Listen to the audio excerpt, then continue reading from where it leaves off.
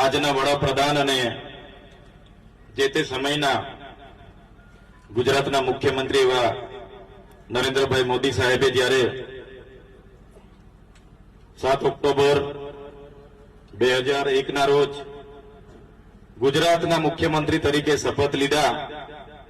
અને આ વર્ષે જ્યારે એમને વડાપ્રધાન તરીકે અને એમના કાર્યકાળને આજે 24 વર્ષ જેવા થાય છે, ત્યારે ગુજરાત સરકારે નક્કી કર્યું કે ગુજરાતના દરેકે તાલુકાઓમાં આ સપ્તાહને 7 ઓક્ટોબરથી લઈને 15 ઓક્ટોબર સુધીની સપ્તાહને આપણે વિકાસ સપ્તાહ તરીકેની ઉજવણી કરીએ। એ ઉજવણીના ભાગરૂપે જિલ્લા અને તાલુકાનું વહીવટી તંત્ર, સંસદ સભ્ય, ધારાસભ્ય, તાલુકા જિલ્લાના પ્રમુખ, તાલુકા જિલ્લાના સભ્ય અને સરપંચો સૌની ભાગીદારીથી જે પણ વાર્ષિક કામો થયા છે, જે પણ લોકો સુધી માહિતીઓ પહોંચાડવાની છે, એ માહિતીઓ માટે અનેક પ્રકારના કાર્યક્રમો થાય છે। અગાઉ ગ્રામ વિકાસ વિભાગના લગતા કામોનું ખાતમુહૂર્તની સાથે માહિતી પૂરી પાડવામાં આવી, સહકાર વિભાગનો એક દિવસ ફાળવવામાં આવ્યો, એની માહિતી પૂરી પાડવામાં આવી। એ જ પ્રકારે આજે કૃષિ વિજ્ઞાન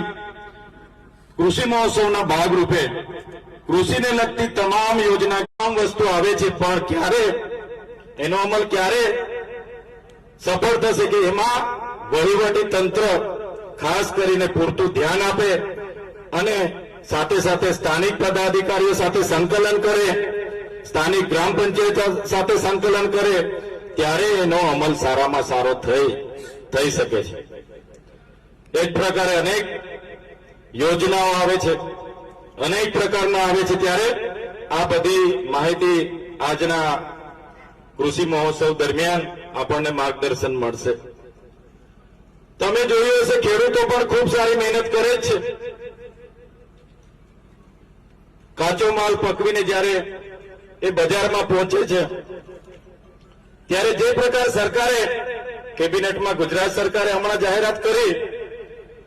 કે ભાઈ મકાઈનો ભાવ, તો મકાઈના ટેકાના ભાવ સાથે આપણે 2100 રૂપિયાની ખરીદી કરવાની, પણ ખેડૂત જ્યારે મકાઈ લઈને બજારમાં જાય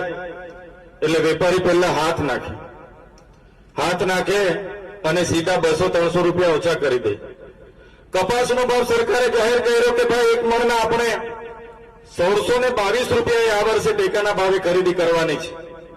પણ તમે જોજો જેવો કપાસ નીકળીને બજારમાં જશે